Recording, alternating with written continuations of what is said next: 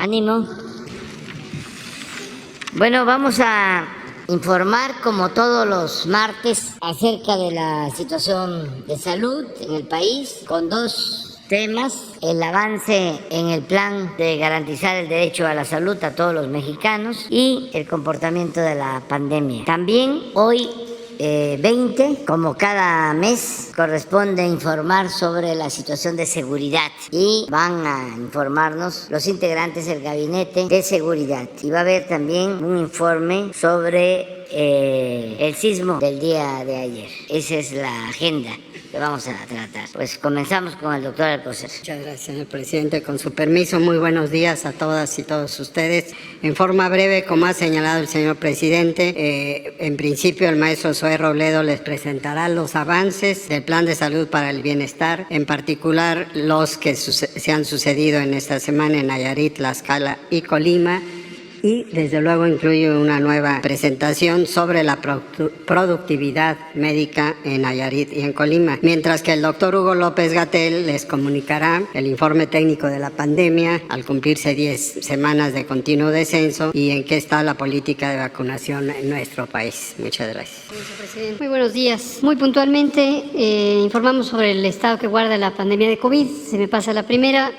Como hemos estado mencionando a lo largo de las 10 semanas más próximas, hay una reducción continua de la epidemia y uno de los elementos más destacables es desde luego que las unidades COVID están ya en desocupación, con 3 y 1% de uso en las camas generales y con ventilador, pero sobre todo pasamos a una mortalidad mínima en donde hemos tenido días sin defunción alguna por COVID. Esto es muy positivo, se ve en el porcentaje promedio semanal, donde tenemos ya menos de una defunción en promedio porque ha habido días sin defunciones. Y lo último, seguimos vacunando. Esta semana les muestro el calendario. Vamos a tener, ya recibimos 1.142.000 vacunas y entre jueves o viernes estaremos recibiendo 1.886.400 dosis adicionales para un total de 3.028.800 del tercer embarque de la vacuna pediátrica que viene por el mecanismo COVAX. Ya solo nos restaría el último embarque para completar los 10 millones. Seguimos avanzando. Gracias. Con su permiso, señor presidente, muy buenos días a todas y a todos, secretarios, directores. Vamos a ver los avances de esta semana de los 3 estados. En el caso de Nayarit, continuamos con los avances en la cobertura de médicos especialistas, que ya está al 100%, y de 97% es el avance de cobertura de médicos generales y de personal de enfermería. La basificación está al 65% y la capacitación ya al 100%, tanto en el segundo como en el primer nivel de atención. En infraestructura y rehabilitación de unidades, de un total de 237 millones de pesos para la rehabilitación de unidades médicas, 15 hospitales ya se concluyó esta intervención y 219 unidades de primer nivel tienen un avance del 80%. Hay un nuevo grupo de unidades de primer nivel que inician sus intervenciones el día 17 de octubre. En el abasto se alcanzó un porcentaje en Nayarit de 98.6% de recetas surtidas y en este momento estamos en el proceso de adquisición de 4.330 piezas de equipo médico por un importe de 194 millones de pesos. Para la proveeduría de 15 de 17 partidas ya se cuentan completas y el fallo será el próximo 3 de octubre. Pues si podemos ver el caso de Tlaxcala, tenemos presencia ya en el 100% de las unidades. Estos son 10 hospitales y 195 centros de salud. La cobertura de médicos especialistas alcanzó el 95% y médicos generales y personal de enfermería con 87% de cobertura. La basificación está al 66%, la capacitación al 100% en hospitales y al 77% en centros de salud. La rehabilitación de unidades médicas en Tlaxcala responde a una inversión de 157 millones de pesos que ya concluyó en 10 hospitales y para 50 unidades de primer nivel se tiene un avance del 60%. El 1 de octubre arranca este otro grupo de unidades de primer nivel, centros de salud, por parte del INSABI. Y en el abasto tenemos un 91% de recetas surtidas completas. En equipamiento se encuentra en proceso la adquisición de 2.855 piezas de equipo por 66 millones de pesos y 1.351 piezas para segundo nivel por 229 millones de pesos. Y en el caso de Colima tenemos los avances generales con presencia en el 100% de las unidades, 5 hospitales, un centro de hemodiálisis y 132 unidades de primer nivel de atención, una cobertura del 100% de médicos especialistas y del 74% en medicina general y enfermería. El proceso de basificación ya se tiene a 241 de 729 trabajadores basificados y 100% capacitados en hospitales, 98% en centros de salud. Las obras de infraestructura y rehabilitación de unidades médicas son una inversión de 130 millones de pesos para rehabilitación de 5 hospitales con un avance al 100% y 64 unidades de primer nivel con un avance del 60%. El abasto de medicamentos está al 92% en recetas surtidas de manera completa y en proceso de adquisición 3.606 piezas de equipo médico.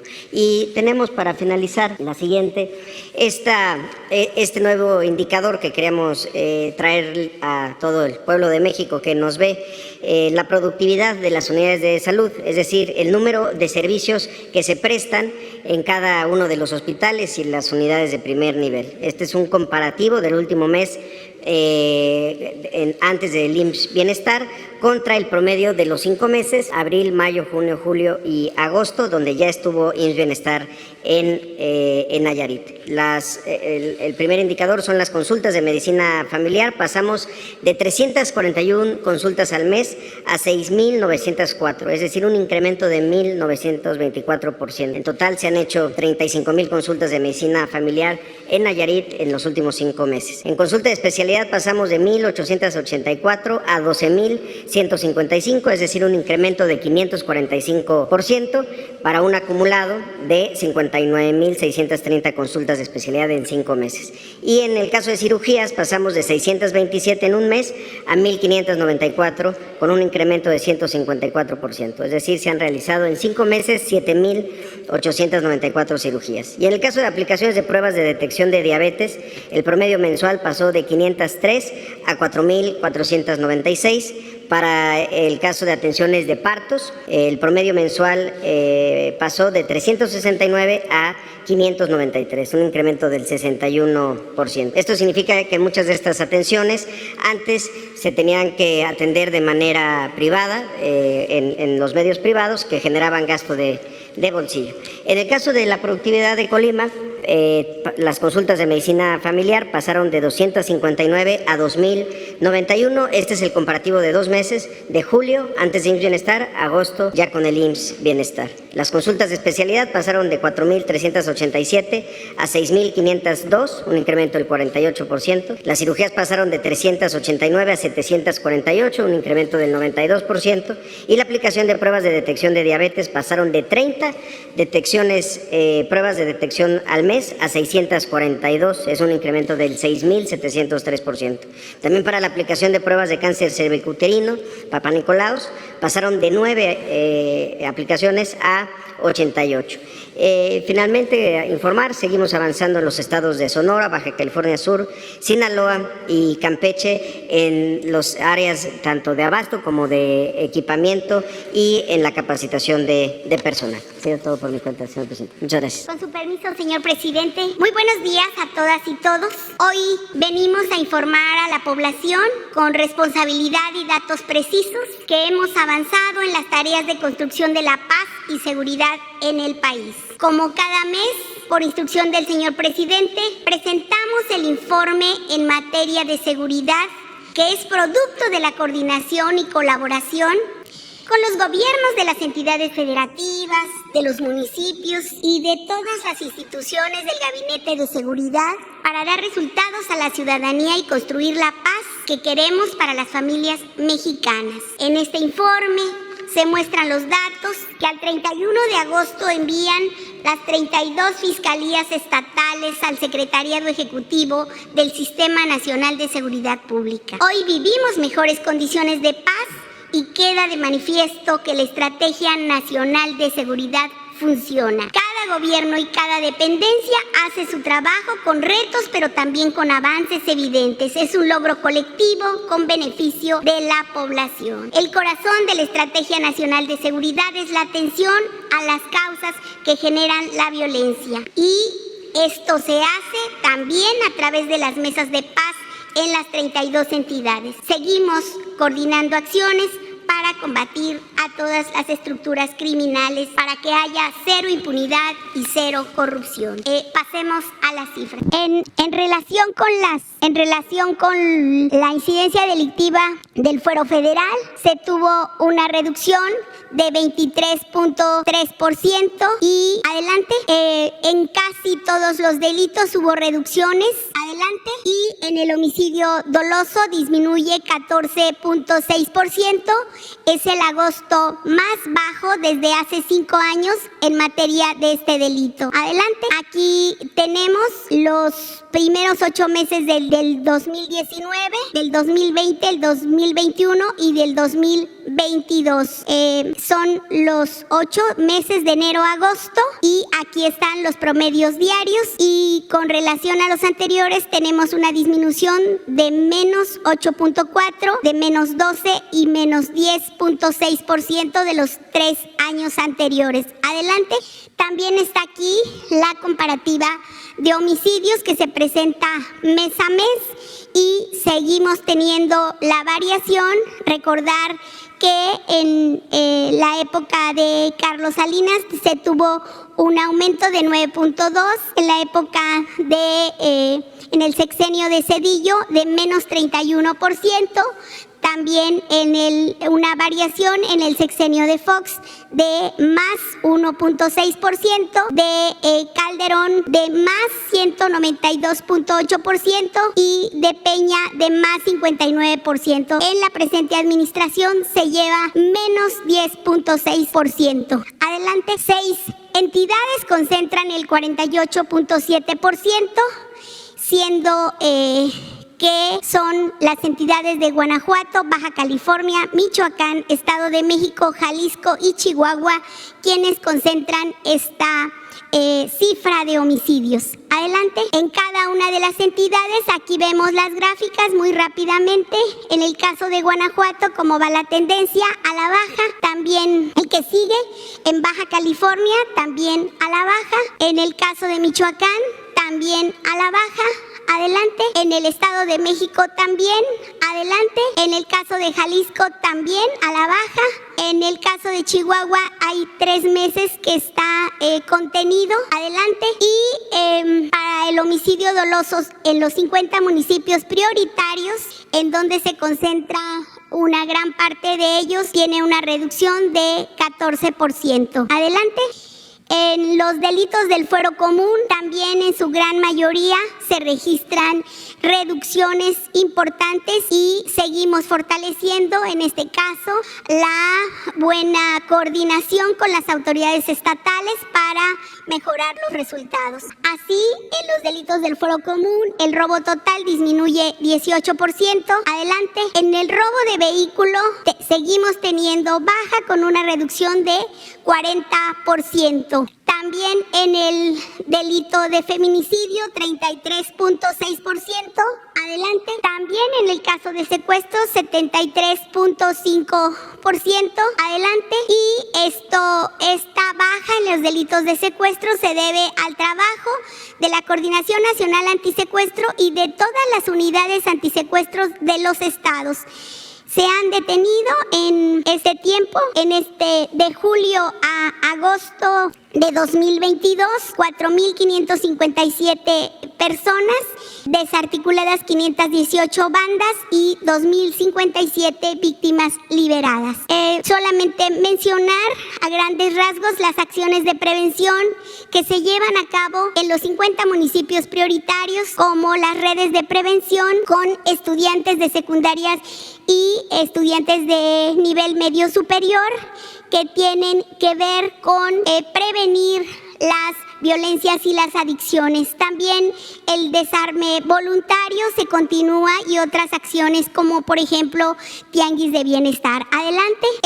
Tenemos todos los días acuerdos en las 32 mesas estatales y 266 mesas regionales y la verificación de giros negros, así como centros de rehabilitación de adicciones. Adelante. Seguir con el robo de hidrocarburos, en donde vemos claramente cuando inició la administración había un número de 72,000 barriles diarios, ahora se ha bajado a 5.8 promedio diario de miles de barriles diarios, y esto significa 91.9% de baja en el robo de hidrocarburos en general, y significa un ahorro estimado del 1 de diciembre de 2018 al 31 de agosto pasado de más de 226,000 millones de pesos. Adelante. Solamente aquí decir que se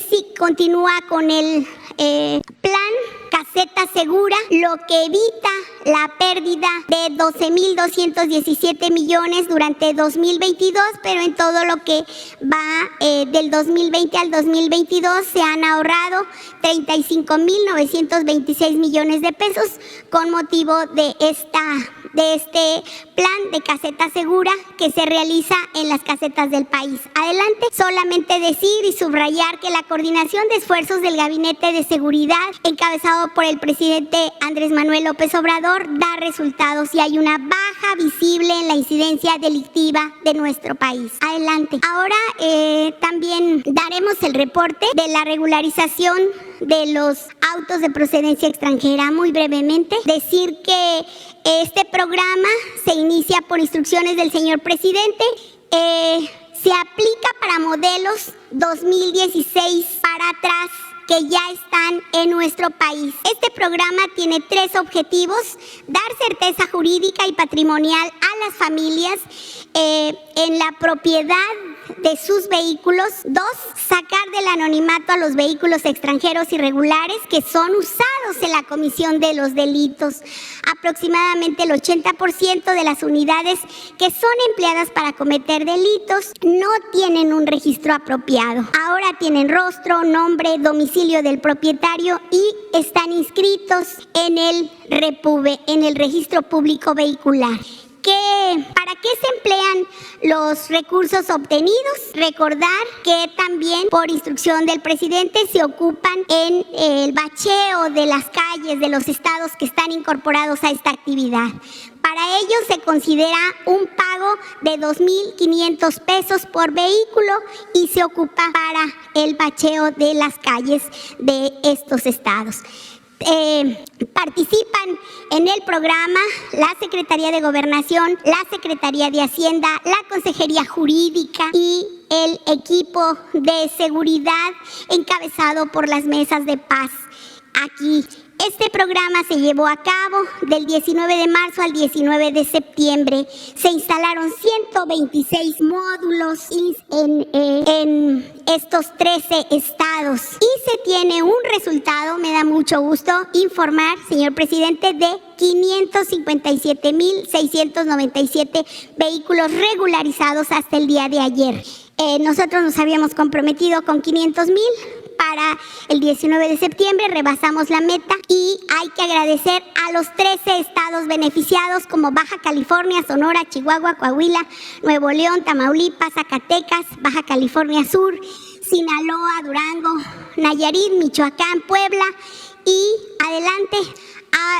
Estos son los resultados del programa, de los módulos que están operando, las citas generadas por el sistema y los autos regulados. Hay que decir y hay que aplaudir la participación de la regularización de los vehículos de 3 estados. 124,651 en Baja California, primer lugar, Chihuahua, segundo y Sonora, tercero. Estos 3 estados tienen el 55.3 del total. Adelante. Aquí están los recursos que se obtuvieron con esta medida. 1,394 millones de pesos que precisamente se tienen al 19 de septiembre ayer 19 de septiembre adelante. Entonces, el anuncio que por instrucción del presidente es que dado la demanda de más citas, ayer en la tarde se publicó el decreto que amplía el plazo del programa al 31 de diciembre. Y además, también por instrucción del señor presidente, se agrega el estado de Jalisco a la lista donde habrá módulos de atención. Adelante, pues solamente agradecer a los que participan en este programa y darle la palabra al general Rodríguez Bucio. Con su permiso, señor presidente. Muy buenos días. Me voy a permitir informar el avance de la Guardia Nacional en el último mes. En cuanto a efectivos y reclutamiento, continuamos con un estado de fuerza de 118,188 elementos. De ellos, 105,000 es realmente la fuerza operativa. Tenemos todavía 10,045 elementos por reclutar en este año para poder tener al final del año el estado de fuerza de 128,233 integrantes de la Guardia Nacional. Adelante. En cuanto a capacitación, que es la parte fuerte ahorita en la Guardia Nacional, tenemos en el presente mes culminaron su capacitación de formación inicial 2,624 integrantes. De ellos fueron 1,785 de nuevo ingreso, que correspondió al quinto escalón de adiestramiento 2022, y 744 veteranos que integraban el tercer escalón de adiestramiento 2022. Ellos lo hicieron en línea, recordando que para el nuevo ingreso son 20 semanas y para el personal de veteranos 8 semanas. Continuamos actualmente con 6,542 elementos realizando este curso de formación inicial. Corresponden a los sexto, séptimo, octavo, noveno y 10º escalones. El 10º escalón inició el día de ayer y tendrá pues duración de 8 semanas. En cuanto a veteranos, tenemos 1,325 en este adiestramiento, que corresponde al cuarto escalón en línea, y el 634 elementos. Aquí tenemos únicamente sargentos primeros y segundos realizando este curso. En la capacitación en línea, que son cursos que van desde 4 días hasta 3 meses más o menos, tenemos 8,873 en diferentes cursos, 5,514 en cursos presenciales y 3,359 en cursos que se reciben a través de Internet. Adelante. En lo que corresponde a construcción de instalaciones de la Guardia Nacional, tuvimos la inauguración de la compañía ubicada en Colotlán, Jalisco, por el señor presidente de la República, y de las 594 compañías que se tendrán al final del sexenio, de ellas tenemos ya 100 espacios asignados por la Secretaría de la Defensa Nacional, 242 compañías ya concluidas, 83 están en construcción y 169 pendientes por iniciar su construcción. Pero también tenemos otras instalaciones en el programa, que son 63, de ellas 12 son coordinaciones estatales, o sea, la instalación para la coordinación estatal de la Guardia Nacional, una en cada estado. Tenemos consideradas 12, de ellas hay 4 en construcción, 41 construcciones de batallón, de ellas hay 13 en construcción, y 10 unidades habitacionales. Actualmente ya tenemos 4 en construcción. Adelante. Algunos apoyos proporcionados por la Guardia Nacional en el presente mes, como en los meses anteriores. En este mes también se proporcionaron 981 apoyos de seguridad para la dispersión de recursos de los programas sociales, como son las becas Benito Juárez, Producción para el Bienestar, la pensión de adultos mayores, pensión para personas discapacitadas y bienestar de niños y niñas de madres trabajadoras. A la fecha ya llevamos 12,018, en este año llevamos 12,018 apoyos, en el cual se han utilizado 85,069 elementos de la Guardia Nacional para proporcionar este tipo de apoyos a la Secretaría de Bienestar en las 32 entidades federativas del país. Adelante. Otro apoyo que se proporciona regularmente por la Guardia Nacional es la seguridad a la distribución de fertilizantes a la Secretaría de Agricultura y Desarrollo Rural. En el presente mes tuvimos seguridad al transporte de 15,427 toneladas de fertilizantes. Esto fue en 437 viajes. Los lugares de donde se inicia el movimiento movimiento de escolta es de Lázaro Cárdenas, Coatzacoalcos y La Barca, Jalisco, a los estados de Guerrero, Oaxaca, Chiapas, Tlaxcala, Morelos, Durango, Nayarit, Campeche, Puebla y Zacatecas. Adelante. El apoyo que se da a la Comisión Nacional y a las comisiones estatales de búsqueda de personas desaparecidas, en el presente mes se dieron 23 apoyos, 22 a la Comisión Nacional de Búsqueda de Personas y una a la Comisión Estatal de Querétaro. De enero en estos estados fue donde se proporcionaron los apoyos, 23 en total. Se emplearon 407 elementos para este tipo de apoyos y de enero a la fecha llevamos 294 apoyos de este tipo, 236 a la Comisión Nacional, 51 a comisiones estatales y 7 a fiscalías especializadas de atención a denuncias por personas desaparecidas. El apoyo que normalmente se proporciona es la seguridad en el traslado a los lugares donde se realiza la búsqueda, peritajes forenses y el empleo de binomios caninos para la búsqueda de restos humanos. ¿Sería cuánto? Me permito entregar la palabra al almirante secretario. Con su permiso, señor presidente, seguimos con el informe mensual de los efectivos desplegados en el territorio nacional. Los efectivos, realmente estamos hablando de 192.248, que es un 79% de la fuerza operativa. Y las actividades de diversos apoyos a las operaciones es un 21%, 51.615 elementos para apoyos logísticos. Y estas son las diferentes Sedena, lo que tiene desplegado, la Secretaría de Marina, la Fuerza Aérea y la Guardia Nacional en lo que se refiere a vehículos, barcos, aviones, etcétera. La que sigue, por favor. Del personal desplegado en estas 7 actividades, son 36.772 elementos, los vamos a ir viendo una por una, la que sigue. En lo que se refiere al mantenimiento del Estado de Derecho en la mar, la Secretaría de Marina en la tierra, en el aire y en el mar. En la tierra se llevaron 920 operaciones, en el aire 890 operaciones y en el mar 730 operaciones durante el mes. Los infractores detenidos en el mes 11, total lo que va del año 136. La droga es cocaína, lo que va del mes 1738, en lo que va del año más de 20 toneladas. Embarcaciones, 2 menores y 3 de bajo perfil, en lo que va del mes 48, en lo que va del año. Combustible 1.700 en el mes, 47.000 en lo que va del año. Numerario 70.000 pesos de moneda nacional. Y afectación económica se estima en más de 5.000 millones de pesos. La que sigue, por favor. En la protección marítima portuaria, en la seguridad en los puertos, se tienen desplegados 1.660 elementos. Estas son las inspecciones que se han hecho, lo que se hicieron en el mes: vehículos, personas, contenedores, a buques, embarcaciones, maletas y equipajes, inspecciones a buques con drones submarinos, etcétera.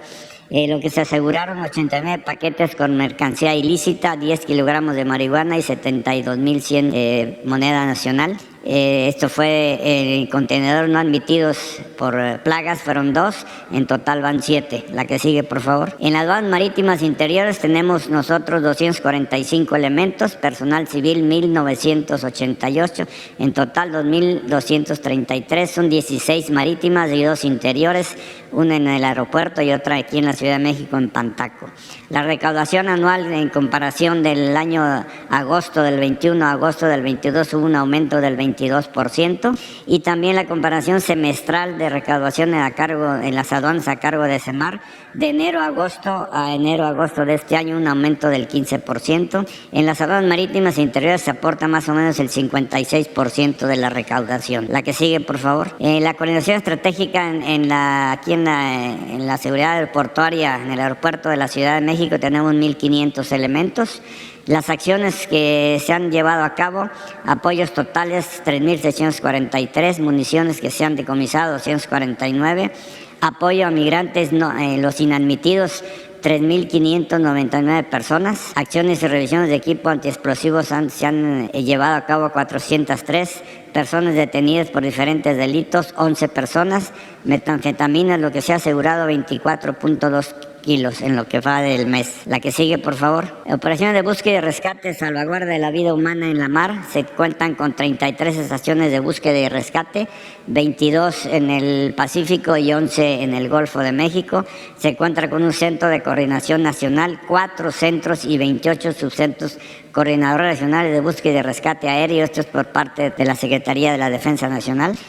Se han dado atención a 86 llamadas de auxilio, 6 evacuaciones médicas en la mar y 17 remolques. La Sedena cuenta con un Centro Nacional de Búsqueda y Rescate, 4 centros regionales y 19 subcentros, como lo dije anteriormente. El personal desplegado, 226 elementos. Accidentes aéreos atendidos, 2. Y la operación de salvavidas verano 22, se emplearon 2.700 personas. Se hicieron 660 rescates diversos, 339 apoyos médicos.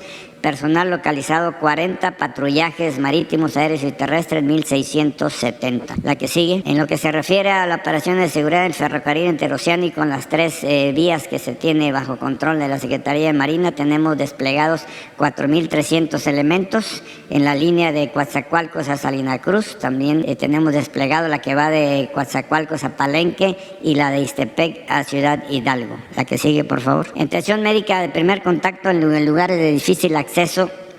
Es una operación que se está llevando hace aproximadamente 2 meses. Se han dado en los estados de Baja California Sur, Oaxaca y Chiapas.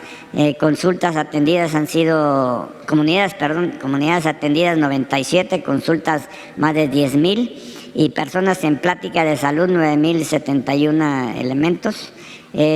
Dependencias participantes, la Secretaría de Marina, el IMSS, la Secretaría de Salud del Estado, de los estados que están aquí, Bienestar y otras dependencias como el DIF, etcétera.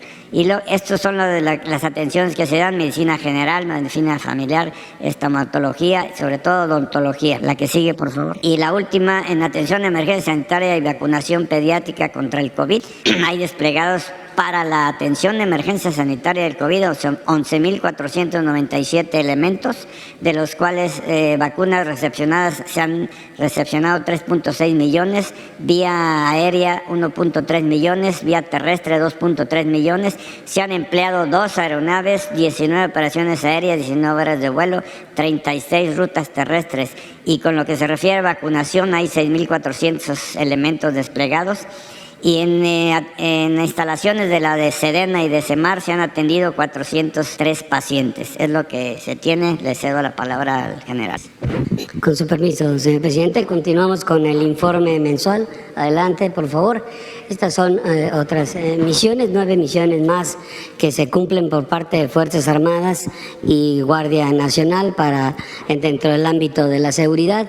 Para estas misiones se tiene un total de 146.559 elementos, realizando lo que es la Estrategia Nacional o aplicando la Estrategia Nacional de Seguridad Pública, la Estrategia para el Fortalecimiento de Aduanas, la vigilancia del territorio y el espacio aéreo nacional, las operaciones para el combate al mercado ilícito de combustibles, la estrategia migratoria, la atención a desastres en fase de recuperación y también la seguridad de instalaciones estratégicas y erradicación intensiva de plantíos. Todas estas misiones, repito, son efectivo de 146.559 elementos empeñados en estas actividades. Adelante, por favor.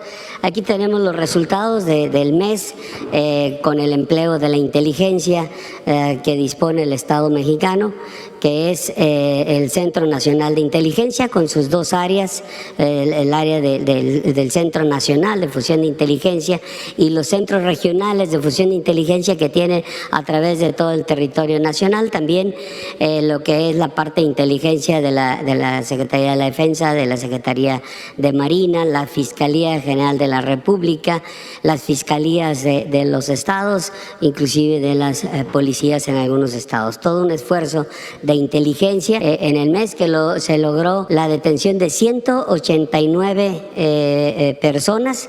De estas 189, 30 son relevantes, son 9 eventos en los que se privilegió la inteligencia para poderlos desarrollar. Aquí tenemos el primero, el 20 de agosto, en Miacatlán, Morelos, por parte de la Secretaría de Marina y la Coordinación Estatal de Seguridad de ese estado, donde se detuvo a una persona integrante de los Rojos, objetivo prioritario ahí en ese estado y generador de violencia.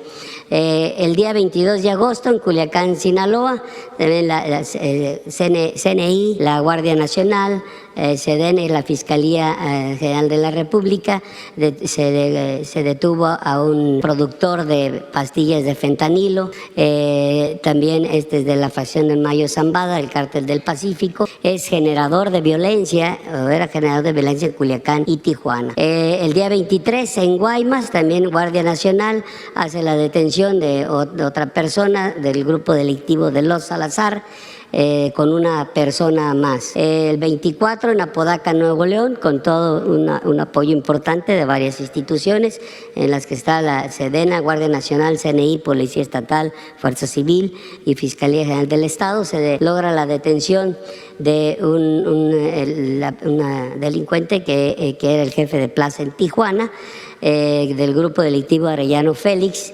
Es el principal generador de violencia en Baja California, dedicado al trasiego de droga hacia los Estados Unidos, y otras 7 personas más se detienen en este evento. En Calvillo, Aguascalientes, el 2 de septiembre, SEDENA, Guardia Nacional y Fiscalía General del Estado hacen la detención de un operador logístico de Los Mezcales, que es generador de violencia en el estado de Colima. Adelante. En Tapalpa, Jalisco, el 4 de septiembre, se detiene a un operador relevante del Cártel Jalisco Nueva Generación, de los cofundadores de este grupo delictivo.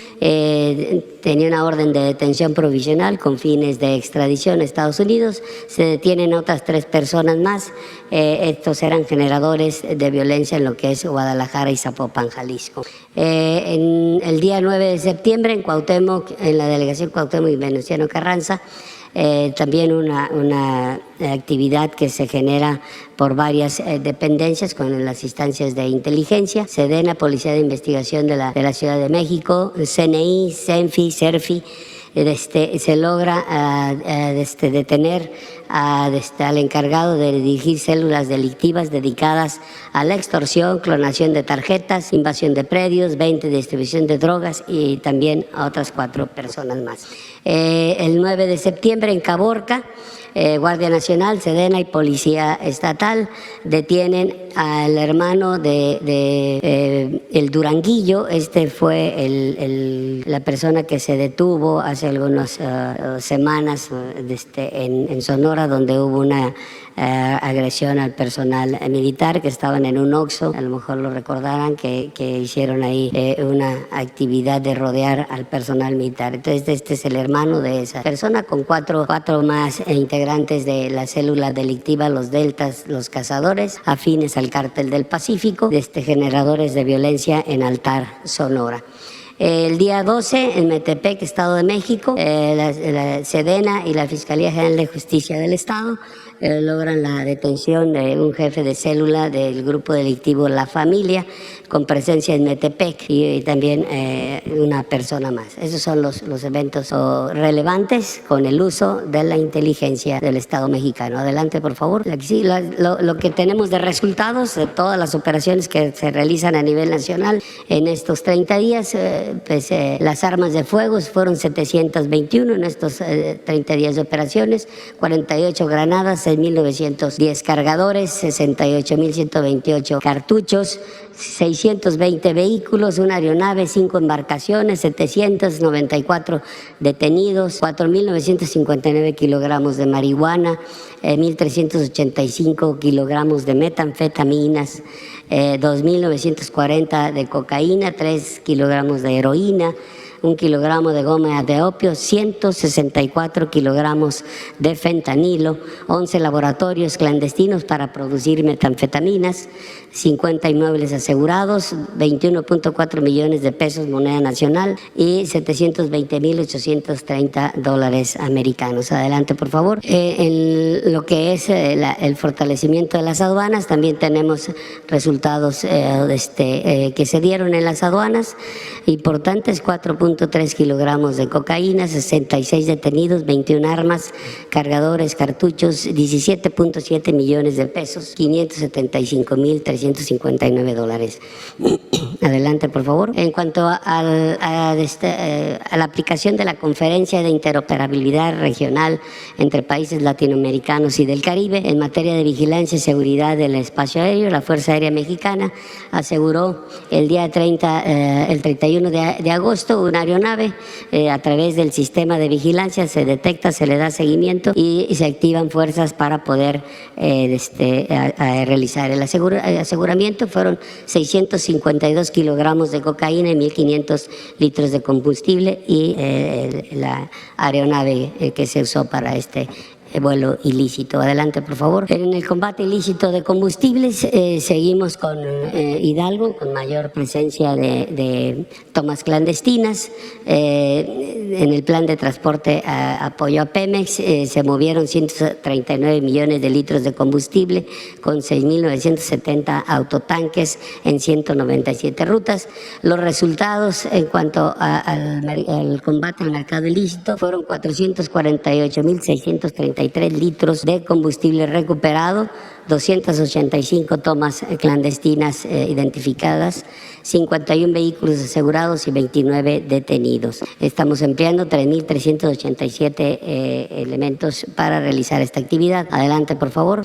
Aquí vemos en esta gráfica cómo de abril, que fue el momento en que se llegó a su máximo nivel de robo de combustible, se han adoptado una serie de acciones tendentes a emplear tecnología, presencia de mayor personal, empleo de drones para identificación y se ha ido reduciendo. Tenemos ahorita 5.6 millones de barriles diarios que se están extrayendo irregularmente.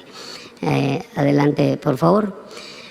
Aquí vemos en esta gráfica los resultados que se han tenido en la Guardia Nacional. Se tomaron estos 10 indicadores del esfuerzo nacional. Aquí esta es una estadística que llegaba a la Fiscalía General de la República, el CENAPI, y de ahí se tomaron estos 10 para ver el comportamiento de las acciones que lleva la Guardia en beneficio de la seguridad. Y aquí vemos que de estos resultados que tenemos de goma de opio, ampolletas de fentanilo, detenidos, rescate humanitario, aeronaves, vehículos terrestres, armas cortas, cartuchos, moneda nacional y dólares americanos asegurados. De todo esto, de estos 10 rubros, la Guardia Nacional aporta el 55% y de otras dependencias, es decir, las Fuerzas Armadas, otras dependencias de seguridad, el 45%. El total de rubros son 21 que se llevan en la Fiscalía, pero tomamos estos 10 para ver el comportamiento de los ámbitos en los que impacta la seguridad pública y que tiene una relación directa con la Guardia Nacional. Adelante, por favor. En cuanto a la estrategia migratoria, en junio se tomó la decisión de reforzar esta actividad, incrementar efectivos para tener una mayor efectividad en el rescate humanitario. Llevamos 86 días de operaciones, se han logrado 124.300 rescates, en comparación con 86 días hacia atrás, antes de iniciar el refuerzo.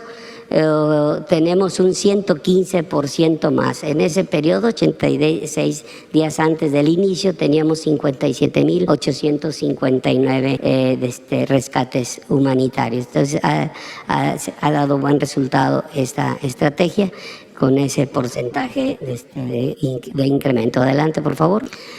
Finalmente, en la aplicación del plan de la Guardia Nacional, Plan DN3 y Plan Marina, se emplearon en 47 eventos en este mes, 17.289 elementos. Se atendieron desde la tormenta tropical Lester, el huracán Kai, 20 lluvias fuertes, 9 accidentes vehiculares, 4 explosiones, 4 derrumbes, 2 fugas de gas atendidas y el sismo. Hubo 4 incendios urbanos y un incendio forestal. Aquí tenemos los efectivos por fuerza. Guardia Nacional, 3.188 elementos. Ejército y Fuerza Aérea, 13.041. Y el Plan Marina, 1.060 elementos. Es todo, señor presidente. Con su permiso, señor presidente, muy buen día para todos y para todas. El día de ayer, 19 de septiembre de 2022, a las 12:19 horas se llevó a cabo el simulacro nacional programado en todo el país, la cual tuvo una participación excelente, con mucho respeto, con mucho compromiso por parte de todos los ciudadanos. Participaron las 32 entidades federativas. Se tiene un estimado promedio de 30 millones de participantes. A las 12:19, como menciono, se activaron las alertas sísmicas en 9 estados de la República y se llevó a cabo este simulacro. A las 12:45 horas se instaló y se activó el Comité Nacional de Emergencias, encabezado por la secretaria Rosa Isela Rodríguez, el secretario Luis Crescencio Sandoval y el secretario Rafael Ojeda. A las 13:05 de la tarde se suscita el sismo de magnitud 7.7 con epicentro en Cualcomán, Michoacán, a una profundidad de 15 kilómetros a 63 kilómetros al sur de Cualcomán. De manera inmediata, estando presentes todos en el Comité Nacional de Emergencias, se realizó la activación de planes y los protocolos de auxilio a la población y la evaluación de daños que todavía continúa el día de hoy. En las entidades cercanas al epicentro, así como en aquellas ubicadas en el Valle de México. Hasta las 7 de la mañana del día de hoy, se han registrado 692 réplicas del sismo magnitud 7.7 ocurrido en Michoacán, siendo la de mayor magnitud de 5.8 a las 3:22 de la mañana del día de hoy. Las acciones implementadas de manera inmediata y que siguen vigentes al día de hoy es la comunicación con las entidades federativas y las dependencias del Gobierno de México ubicadas en las zonas afectadas. La activación y el despliegue de los elementos de la Secretaría de la Defensa Nacional, la Secretaría de la Marina y Guardia Nacional a través de los planes de auxilio a la población. Las acciones de evacuación, así como de búsqueda y rescate en las zonas de afectaciones a infraestructura. El recorrido de evaluación en los diferentes sectores y además el restablecimiento del servicio de energía y telecomunicaciones, así como el aseguramiento de abasto de agua potable. El día de ayer, por la tarde-noche, se realizó el despliegue de una misión de enlace y comunicación de la Coordinación Nacional de Protección Civil a los estados de Colima y de Michoacán para apoyar en las labores de atención de emergencia y apoyar a los gobiernos estatales y municipales en el levantamiento de la evaluación de daños. Tras los primeros recorridos de evaluación de daños realizados por las autoridades de los 3 niveles de gobierno, es posible ubicar la mayor afectación en los estados de Colima y de Michoacán. En el estado de Colima, 2 fallecidos, los cuales fueron en Manzanillo.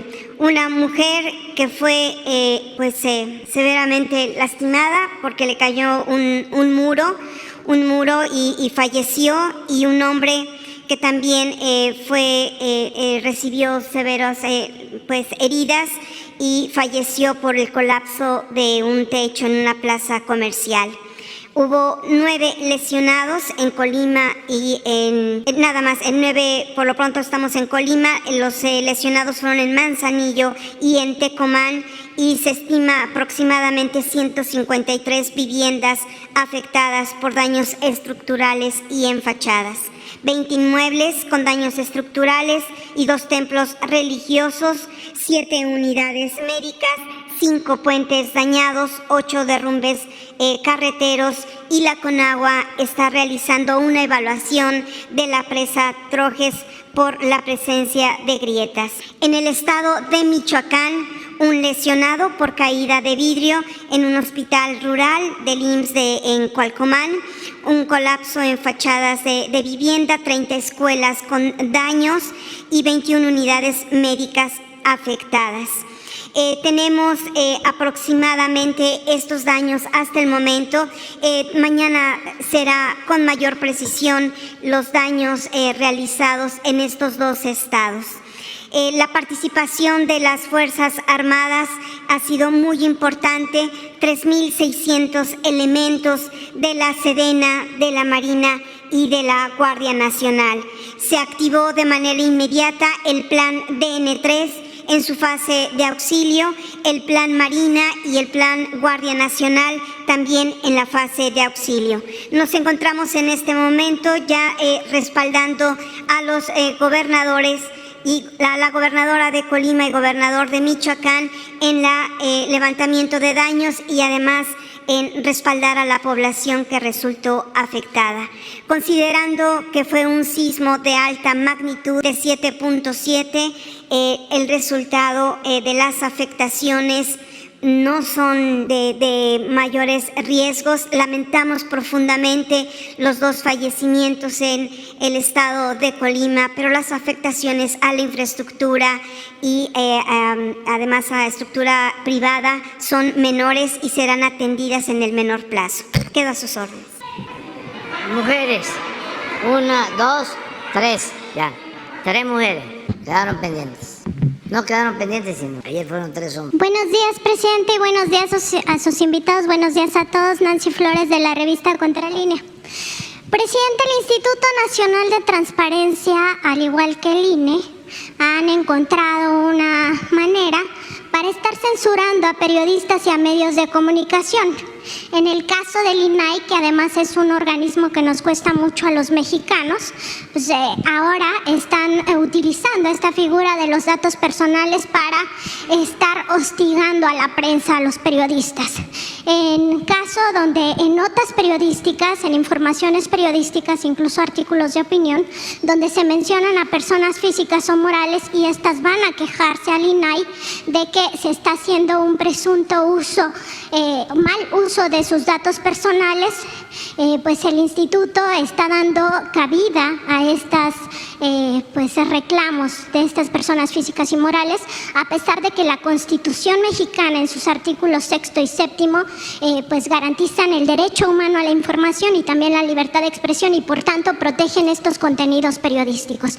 Al dar cabida a estos procesos de supuesta protección a datos personales, lo que hace el INAI pues es llevar un proceso, le llaman un proceso de revisión del uso o presunto mal uso de estos datos personales, y aunque estos recursos no prosperan, al final encuentra la manera de decir que los medios de comunicación y los periodistas han tenido alguna falla administrativa, como por ejemplo no responderle a tiempo a estas personas que pues no puede aplicarse los datos personales porque se trata de un contenido periodístico.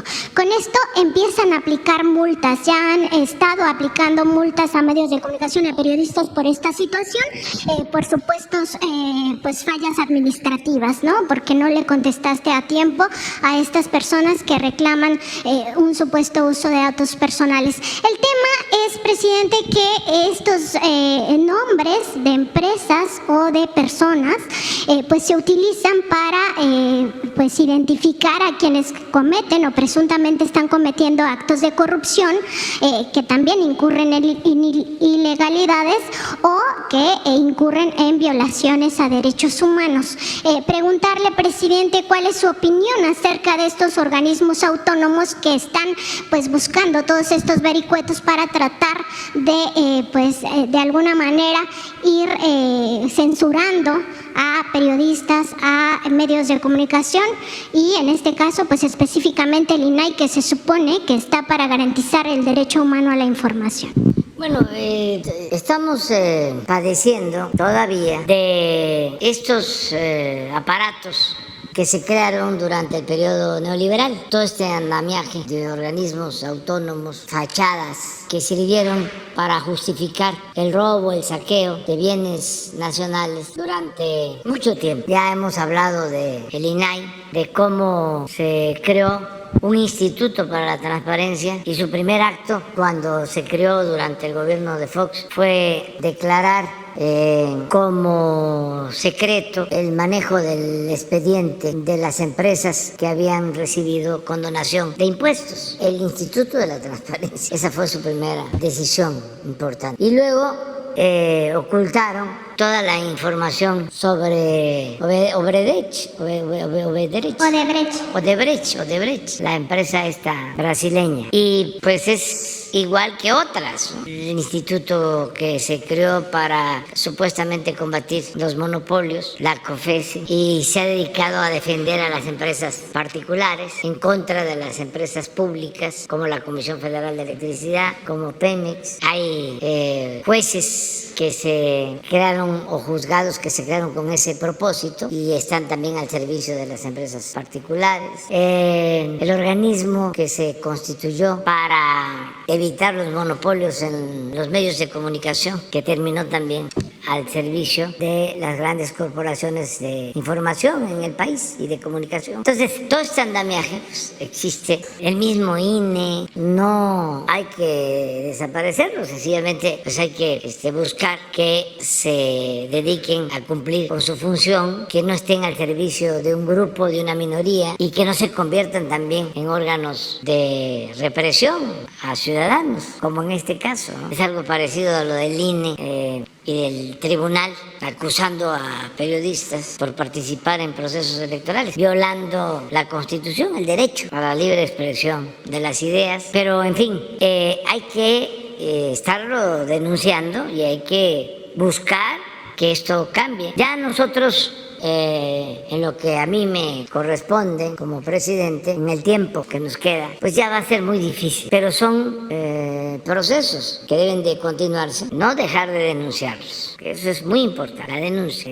Y en su momento llevar a cabo reformas para que esto cambie. Hay que terminar de desmontar todo el aparato neoliberal o neoporfirista que se creó en el transcurso de 36 años. Pues no se puede, tiene que ser con reformas constitucionales y se tiene que optar cuáles son esas reformas que ayudan más, que son indispensables, y pensando también en que vienen otros gobiernos y que debe haber continuidad con cambio. Esto es, que debe de terminar de consolidarse la transformación, porque fue mucho tiempo, fueron 36 años. Siempre recuerdo, para no olvidar, que el porfiriato fueron 34 años y fue tan penetrante que no pudo la revolución posterior terminar con todas las prácticas. Se avanzó mucho con la revolución. Estamos hablando de la revolución más importante en el mundo en el siglo XX. La primera más importante, el mundo, más profunda, en lo social sobre todo, en lo económico. Pero en lo político no se avanzó. El sistema antidemocrático que implantó Porfirio Díaz con su simulación política se trasladó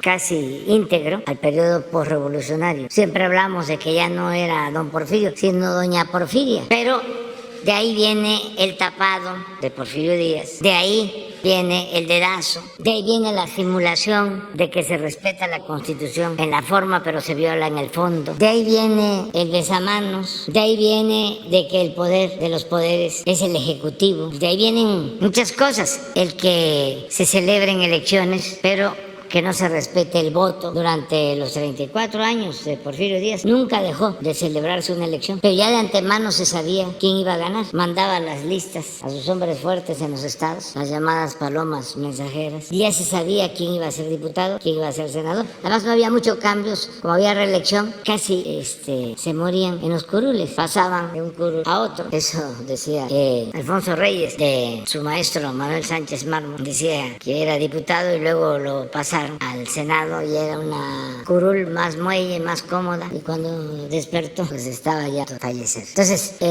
pasaba muchísimo tiempo. Pues todo eso ya lo hemos visto y lo vamos a seguir tratando. Pues se implementó, se impuso después de la Revolución. Acuérdense de lo que fue el callismo, el llamado maximato. El presidente Calles influye para nombrar a 4 presidentes, 4. Y él es el creador del PRI, que se fundó en 1929 como Partido Nacional Revolucionario. Con el porfiriato, por ejemplo, se define la regla que se aplica después de la Revolución, de que el presidente pone a los gobernadores, a los diputados federales, a los senadores, y los gobernadores imponen a los presidentes municipales, a los diputados locales, a los miembros del Poder Judicial. Todas esas fórmulas se mantienen a pesar de la revolución. Y fueron 34 años. Pues ahora fueron 36 años de política neoliberal. Por eso hablamos de neoporfirismo. Entonces va a llevar tiempo.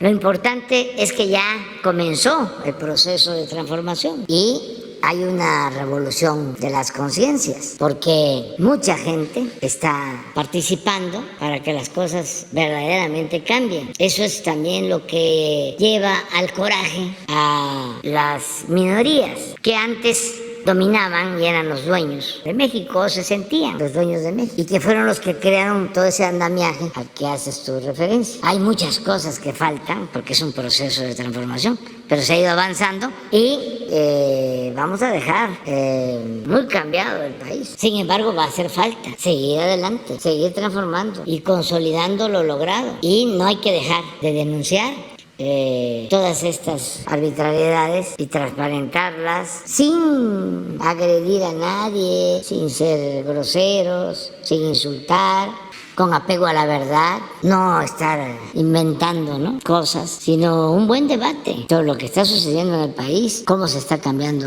esta realidad, y yo espero que sigamos avanzando en ese sentido, y vamos bien, vamos muy bien.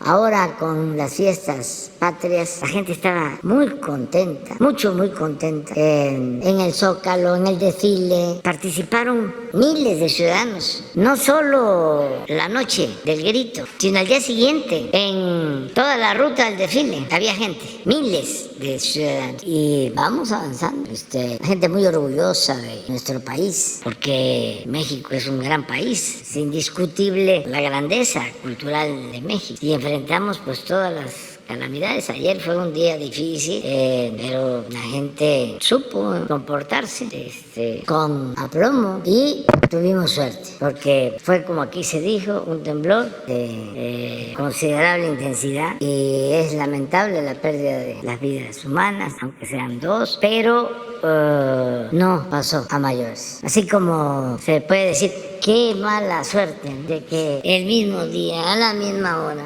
también ver lo otro, qué buena suerte de que no pasó a mayores. Ya cada quien que haga sus reflexiones, pero por lo que a mí corresponde como gobernante del país, podría decir que el resultado no fue tan dramático, tan grave, afortunadamente. O sea, algunos podrán decir, estamos con mala suerte. Yo digo, estamos con buena suerte, tenemos protección. Y solidarizarnos con las víctimas, presidente. Sí.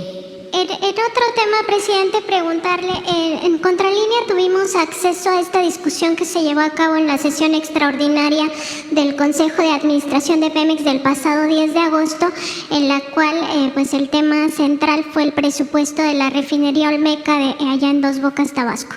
En esa discusión que llevaron a cabo los consejeros y las consejeras de Petróleos Mexicanos, pues se habló precisamente del presupuesto, del costo que ha tenido esta refinería Dos Bocas. Indicaron que pues su costo es 11.900 millones de dólares, el costo total de la obra, y bueno, que este costo pues se le adicionan otras cosas, ¿no? Como por ejemplo esto de los 1.800 millones de dólares de obras asociadas.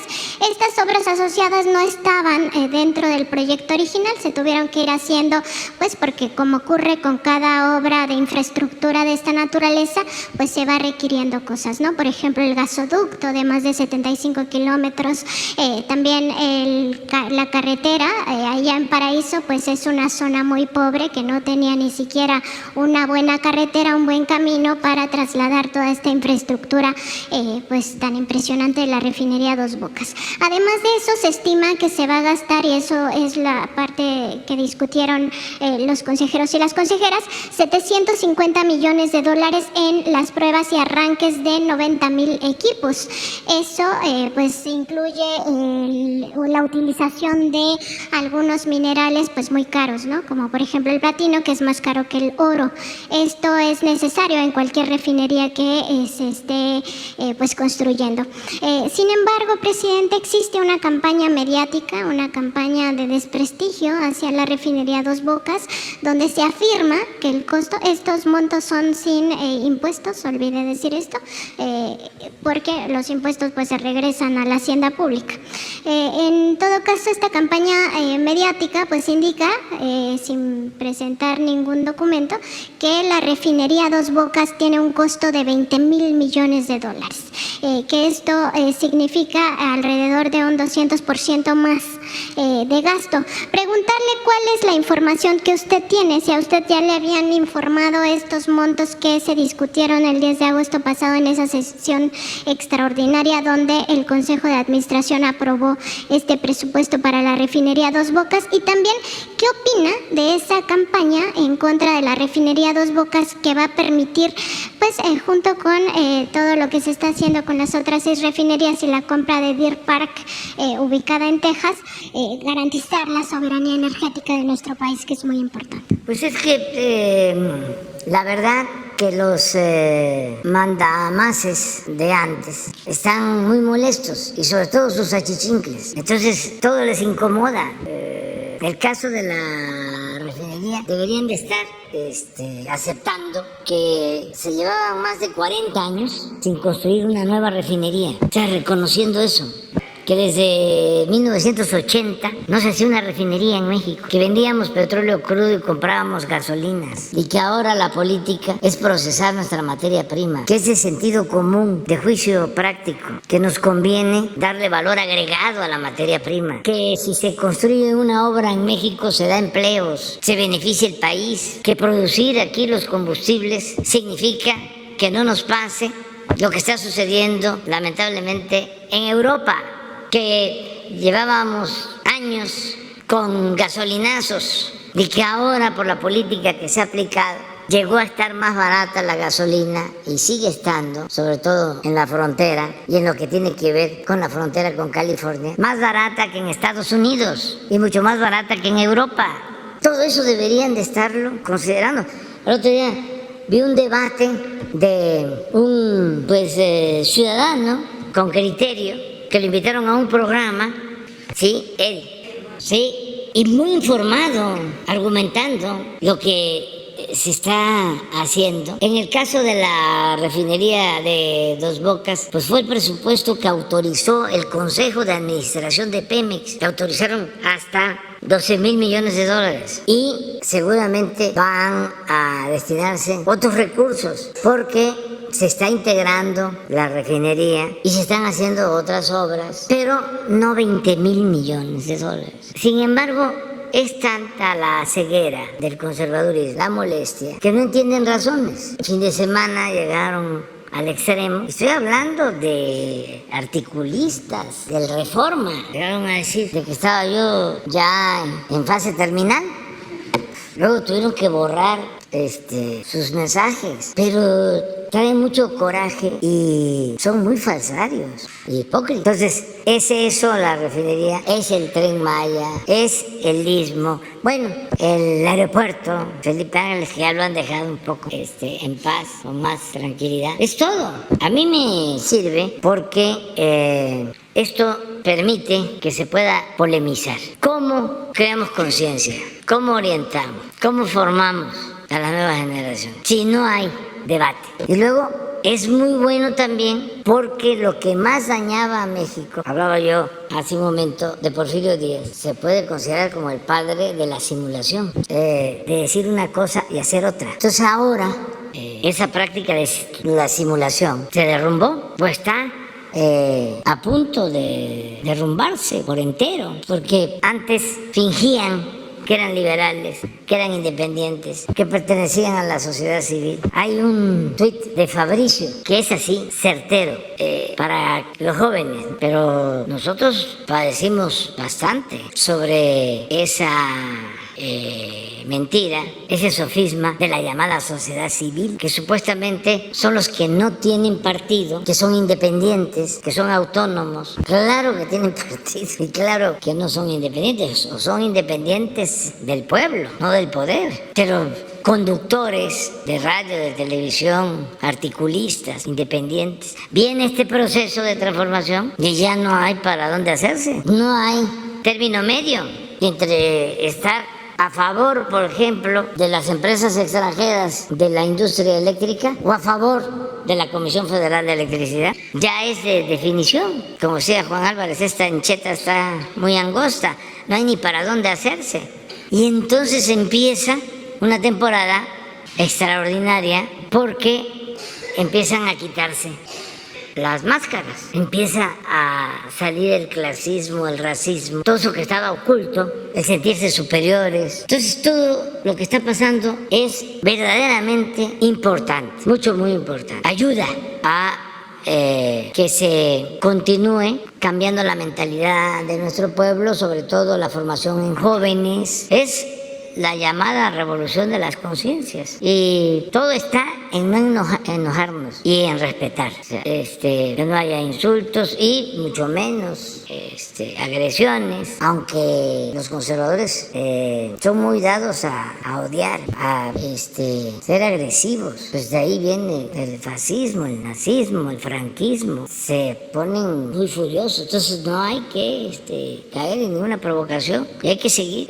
defendiendo la razón, con la verdad por delante y no viendo a nadie como enemigos, sino como adversarios. No odiar. ¿No está Fabricio? Sobre sociedad civil. Es que es... Presidente, ya... O sea, pero sí, ¿a poco no está el aleccionador?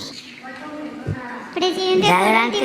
por último, en este tema de Pemex, preguntarle si el ingeniero Octavio Romero Oropesa le ha informado cómo va el proceso de extinción de las empresas privadas que poseía Pemex, que se fueron constituyendo desde el sexenio de Miguel de la Madrid. Alcanzó a tener más de 61 empresas privadas, petróleos mexicanos, incluso en paraísos fiscales. Preguntarle si le ha comentado el ingeniero Romero Oropesa cómo va ese proceso de extinción, no solo del grupo PMI, sino también de Mexgas. Sí, vamos avanzando.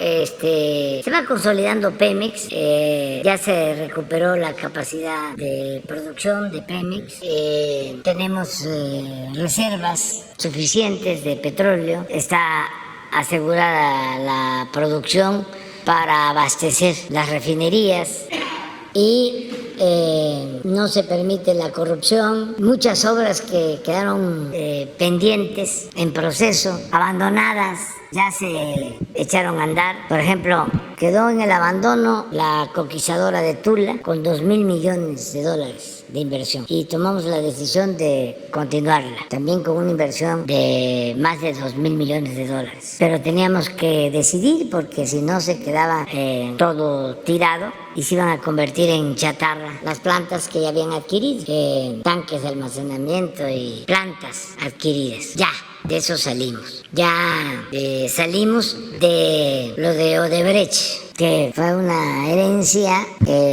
no quiero usar la palabra así tan fuerte, pero una mala herencia. Imagínense un contrato donde se le tenía que entregar a la planta de Odebrecht gas de Pemex subsidiado. Y si no se entregaba el gas, Pemex se hacía acreedor a multas. Esto lo firmaron, lo aceptaron en el gobierno de Calderón. Dejaron sin gas a las plantas petroquímicas del complejo de Pajaritos para entregar a Odebrecht. Pues eso ya se resolvió. No hay multas, Odebrecht tiene que transportar su gas y no hay subsidio. Otro entuerto que yo recuerde, cuando Calderón también, ¿se acuerdan de lo de las aguas profundas? Invirtieron en una plataforma para extraer gas en el Golfo de México. Dejaron $2,000 millones enterrados, la cash, ahí enfrente de Alvarado, de Lerdo, en el mar. Ya se logró un acuerdo con una empresa para que invierta en una sociedad con Pemex. Se va a extraer el gas, se va a congelar y se va a llevar a Europa. Estamos hablando de 3 casos. Luego, pues lo que tiene que ver con la entrega de los contratos para extraer petróleo. Hay uno de la empresa Talos, que ese es un contrato también manchado por la corrupción. Fueron de las primeras llamadas rondas y se entregaron estos campos que ya se sabía que había petróleo a empresas extranjeras. Pero como México está bendito, resultó que junto a ese campo había otro no entregado de la nación con más petróleo. Entonces, como es el mismo yacimiento, 2 campos, la ley establece que debe de operar la explotación la empresa con más experiencia y que posea más petróleo. Y resultó, después de varias consultas, que le correspondía a Pemex. Y es un campo que tiene una capacidad para producir hasta 150,000 barriles diarios de petróleo. Entonces, todo eso se ha ido resolviendo en Pemex y se está consolidando como empresa. Y lo mismo la Comisión Federal de Electricidad. Acuérdense de los gasoductos que se contrataron con tarifas elevadas para transportar gas. Se viene la crisis del gas, pero ya habíamos negociado bajar tarifas y ahora con la crisis del gas, pues lo que eran pérdidas se van a ir convirtiendo en utilidades para la Comisión Federal de Electricidad, porque a tiempo se negociaron, se renegociaron los contratos. Entonces va bien Pemex y estas empresas que tú mencionas pues están desapareciendo y van a terminar por desaparecer, porque ahora Pemex Internacional, que era la encargada de vender y de comprar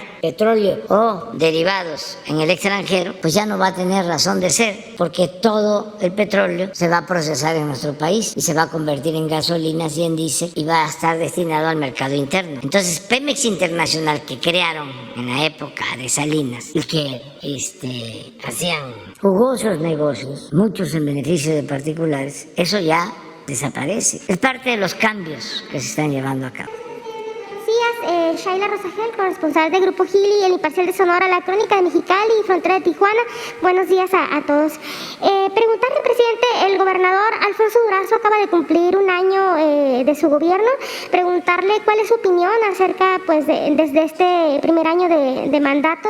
Y también preguntarle qué ha pasado con las obras que ha propuesto el gobernador Durazo, donde hasta ahorita no se ven todavía grandes avances. Preguntarle sobre la carretera de Guaymas, Chihuahua, la reubicación de las vías del tren en Nogales y lo del complejo logístico que va a haber ahí por Guaymas, que incluye lo de la ampliación del aeropuerto. Si hay recursos ya en el presupuesto de 2023 para estas obras.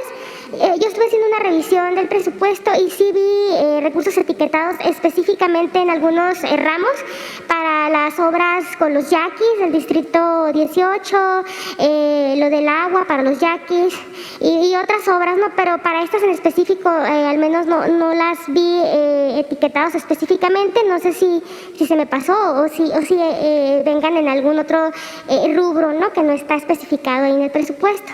Sería mi primera pregunta. Pues yo pienso que así, en términos generales, las inversiones comprometidas para Sonora deben de llegar a cerca de 30,000 millones de pesos. Voy a mencionar algunas. Todo lo que tiene que ver con la modernización del puerto de Guaymas, incluida la ampliación de la carretera de Chihuahua a Guaymas. Esa es una inversión. Podríamos tener ahora eso con Juan Pablo, si tiene la inversión del fideicomiso de aduanas, lo que corresponde a Marina en Guaymas y lo que corresponde a Nogales y a Agua Prieta en Sonora, para que esas son dos obras, ¿no? La desviación del ferrocarril para que no atraviese Nogales, que ya está contemplado, ya están los estudios, ya está el presupuesto, y lo de Guaymas. Bueno, luego está la planta solar de Peñasco. A ver si nos mandan también la información. Eso sería la Comisión Federal de Electricidad. ¿Cuánto estiman de inversión? Ya se inició la primera etapa en Peñasco. 3. 4. Si puede Germán Martínez enviarnos el costo global de inversión en los pueblos yaquis. Pues sí, van a ser como 30,000 millones de inversión para Sonora. Y hay un plan especial para Sonora que se va a iniciar vinculando electricidad, litio, baterías e industria automotriz. Ese es el plan Sonora. Ese lo estamos trabajando y eso va a significar mucha inversión. Sobre todo inversión pública y inversión privada. Mucha inversión privada para el desarrollo, porque tiene Sonora como Chihuahua, como Baja California, como Coahuila, como Tamaulipas, todos los estados fronterizos tienen muchas posibilidades de crecimiento, porque México está convertido en uno de los países más atractivos para la inversión extranjera en el mundo. Entonces, en el norte y también en el sureste, que también estamos allá desarrollando los parques industriales en el Istmo, con el mismo propósito, pensando en la costa este de Estados Unidos, en el comercio con la costa este de Estados Unidos. Pero en Sonora va a haber muchísimo crecimiento. Entonces, ha sido muy buena la participación del gobernador Alfonso Durazo. Les doy un dato. En Sonora estuvieron a punto de caer en una crisis parecida a la de Monterrey y la zona conurbada, por falta de agua. Y la actuación del gobernador ayudó mucho, porque consiguió bombas especiales. Las tomas de agua, de abasto para Hermosillo, ¿sí?, se quedaron arriba porque no había agua. Y se tuvo que meter bombas para sacar el agua, la poca agua que había. Y luego, la suerte, que siempre participa en todo. La suerte, lo que decía Maquiavelo, la política es virtud y es fortuna, virtud y suerte. Entonces ya vinieron las lluvias y ya saben ustedes cómo están las presas ahora, y bueno, afortunadamente también en Nuevo León y en todo el país. En la laguna están las presas llenas y eso pues es vida, ¿no? Entonces Alfonso silenciosamente, porque no había que alarmar a la población, lo que había que hacer era aplicarse, y lo hizo. Nada más me informó para que en un momento dado interviniéramos, pero él pudo solo. Entonces es un buen gobernador. Nada más para precisar, presidente, entonces en el presupuesto de 2023 vienen recursos ya para todas estas grandes obras. 2023 por ejemplo, los yaquis son 10,000 millones, alrededor de 10,000 millones, porque es un acueducto para que no le falte agua a los pueblos. Y el distrito de riego. Es un distrito de riego, sí, más obras de infraestructura. En el caso de Guaymas y de Nogales, puede llegar a ser como 10,000 millones. Todas las aduanas y las obras, porque en el caso de Guaymas no solo es el puerto, ¿sí?, es mejorar vialidades de Guaymas, de la ciudad, y la carretera hacia Chihuahua, ampliarla. Entonces todo eso está contemplado en el programa. No sé si se pudiera. ¿Cuánto? 3,900, casi 4,000 millones. Solo Guaymas y la ampliación de la carretera. Sí, y Nogales. Bueno, sí, gracias. Te entregamos después. Gracias, presidente. Y bueno, ya en un segundo punto, preguntar ahorita aprovechando que está el pulso de la salud, si ¿hasta cuándo van a ser obligatorios los cubrebocas en los aeropuertos de México y en los aviones? Y debido pues que ya ha bajado bastante la pandemia, si se seguirá pidiendo esta solicitud ahí en los aeropuertos. Y también preguntar sobre lo del programa de regularización de autos, Chocolate, de estos más de 1,000 millones de pesos que se recaudaron. ¿Cuánto empezarán las transferencias o si ya empezaron a los estados que están participando? Sería todo. Sobre lo último, 6.500 millones para Nogales, más 4.000 de Guaymas, son 10.000. 10.000 para los pueblos yaquis, 20.000, más la planta solar que tiene varias etapas en Peñasco y otras obras. Y todavía falta contemplar la inversión del Plan Sonora, lo que implica electricidad, litio, baterías y la industria automotriz. Es un acuerdo, es un complejo. 5 plantas, pero el costo estimado, sí, eso es básicamente. Pero acerca de los recursos, y esto aplica para todos los estados, que se están obteniendo por cooperación al regularizar los vehículos extranjeros. Esos recursos se están entregando, ya empezaron a entregarse a los estados y estamos recomendando, no es más que eso, que se utilicen para mejorar las calles, ¿sí?, en las ciudades, porque también con las aguas se destrozan las calles y carreteras y hay que estar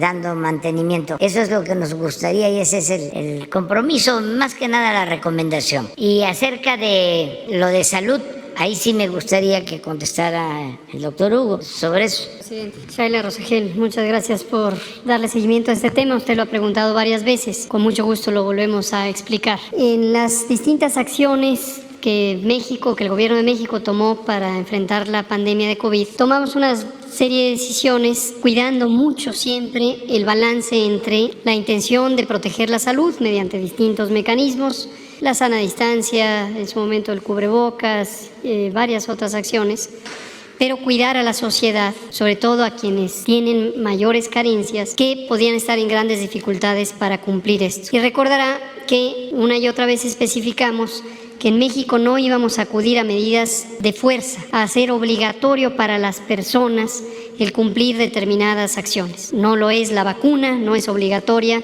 aunque recomendamos muchísimo que la gente se vacune, y hemos logrado cobertura del 92% en personas adultas. No lo es el cubrebocas, y México ha sido uno de los países, el pueblo de México, uno de los pueblos que más utiliza el cubrebocas y que durante más tiempo ha utilizado el cubrebocas.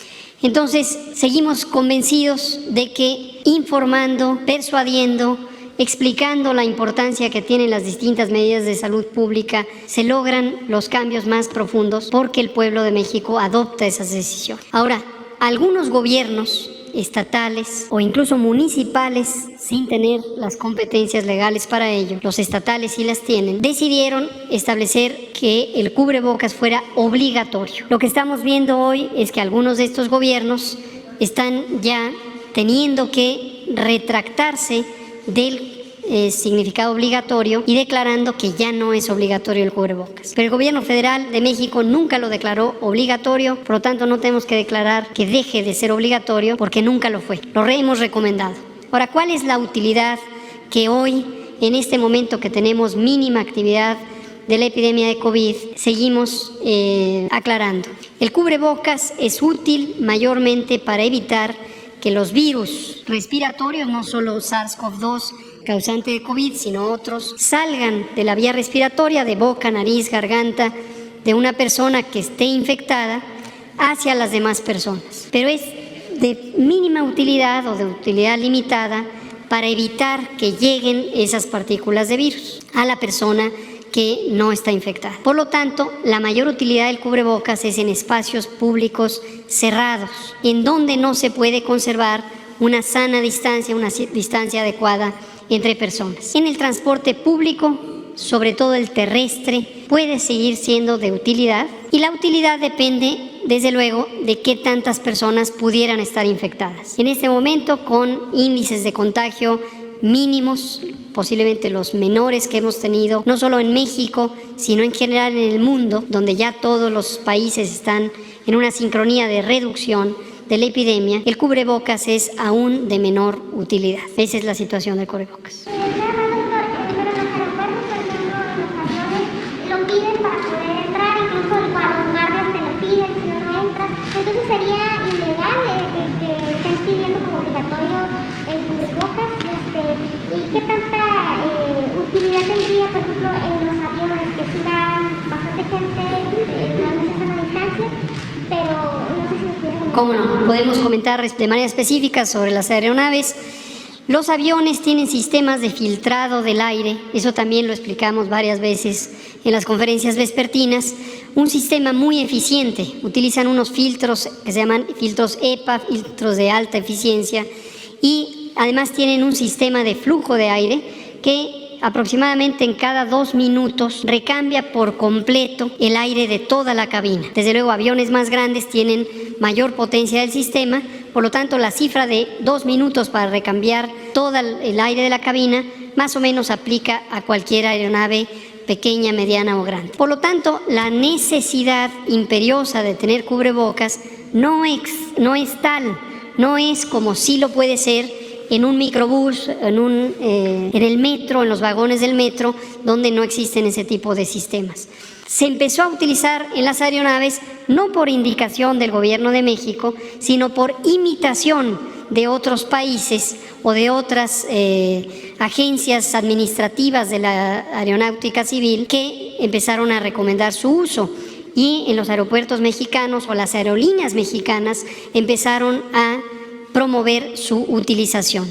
No es propiamente ilegal, tienen competencias las autoridades de aeronáutica para tomar ciertas decisiones sobre la protección general de las personas viajeras, pero no fue una indicación de obligatoriedad para las personas. Ahora, sí existe una confusión importante con un elemento que estamos ya modificando.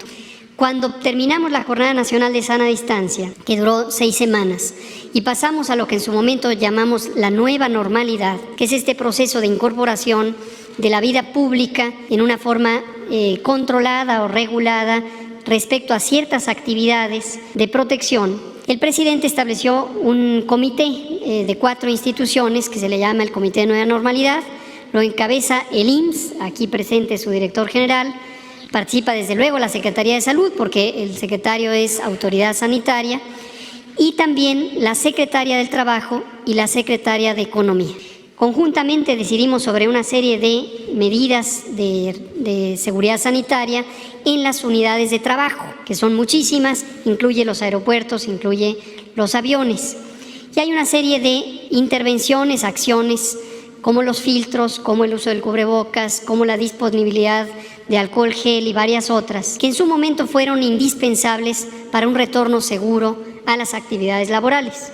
En este momento ya no son indispensables. Poco antes de la 5ª ola ya no lo eran y queríamos suspender la vigencia de esas actividades que fueron decretadas en el Diario Oficial en julio del año antepasado ya. Pero vino la 5ª ola y desde luego consideramos que era inoportuno que ese fuera el momento de suspenderlas. En este momento ya está en revisión y ese acuerdo que fue publicado en el Diario Oficial con la disposición del secretario de Salud, el titular del IMSS y las secretarias de Trabajo y Economía, ya va a ser abrogado, eliminado y sustituido por una serie de recomendaciones que solo tendrán ese carácter de recomendaciones, pero ya no un carácter obligatorio para las empresas o las unidades comerciales que son de carácter laboral. Yo calculo que en la próxima semana ya tendremos completamente listo ese acuerdo y será enviado al Diario Oficial para que sea abrogado el que todavía es vigente y sustituido por recomendaciones que ya son de carácter general. Gracias. Mire, tengo el dato de la planta solar de Puerto Peñasco, en todas sus etapas, pienso, más las líneas de transmisión a Baja California, 1.600 millones de dólares, 32,000 millones de pesos. Me quedé corto, cuando...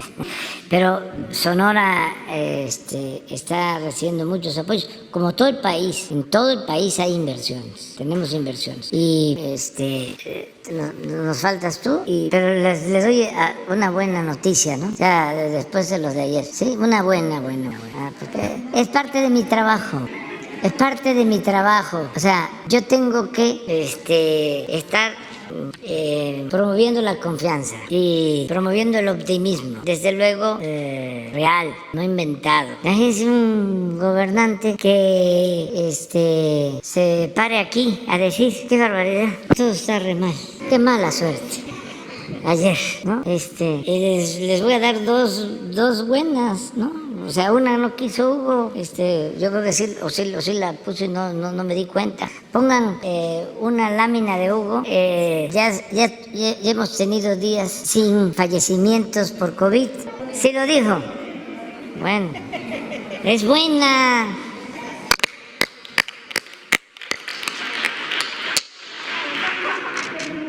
Después de tanto sufrimiento, ¿cómo no va a ser bueno? Ayer que nos estaban informando, ¿mande?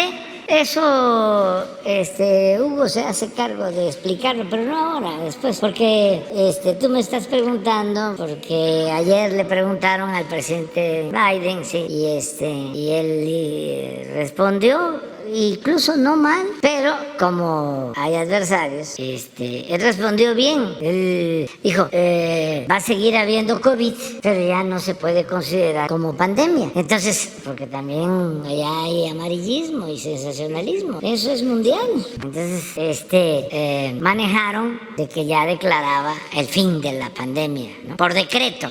Entonces, pero esa es una muy buena noticia. Esta es muy buena noticia. Y la otra buena noticia es que hoy, porque si no, a lo mejor no se van a enterar, no va a aparecer en los medios convencionales, hay un crecimiento de la economía en agosto, 2.9. Es buena noticia. Bueno, ahora sí vamos. Buenos días, señor presidente. Stephanie Palacios, buenos días, gabinete de la agencia Sputnik de Rusia. Hoy es la visita del presidente de Alemania, Frank Walter, y me gustaría saber sobre su opinión, ya que esta nación ha sido una de las promotoras de las sanciones contra Rusia. Me gustaría saber cuáles son los temas y cuáles son lo que van a hablar, porque será como muy un punto clave de hablar sobre el tema del conflicto de Rusia con Ucrania. Pues el planteamiento nuestro ya se dio a conocer el día 16 de septiembre y lo va a presentar en la Asamblea de la ONU el secretario Marcelo Ebrard. ¿Lo va a presentar este jueves o no se sabe todavía? Este jueves.